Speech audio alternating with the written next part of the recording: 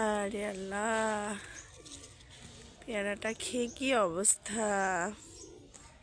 প্রিয় দর্শক দেখুন, আমার পেয়ারা খেয়ে ফেলেছে। হয় কাঠবিড়ালি খেয়েছে না ইঁদুর খেয়েছে। খুব কষ্ট পেলাম সত্যি। পেয়ারাটা অনেক বড় হচ্ছিল, খুব সুন্দর হচ্ছিল। এখন আমার সব পেয়ারাগুলোকে প্যাকেট করতে হবে। সকাল সকাল এসে দেখি এই অবস্থা, খুবই খারাপ লাগছে প্রিয় দর্শক। যাই হোক, খেয়ে ফেলেছে তো কিছু করার নেই, ছিঁড়ে নেব এটা। এই যে ছিঁড়ে নিচ্ছি।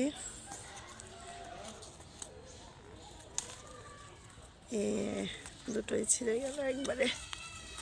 কি করে খেয়ে ফেলেছে, আর খেয়ে নিচে দেখুন কি করে ফেলেছে। এই যে এটাও খেয়েছে কি করে, আরে আল্লাহ।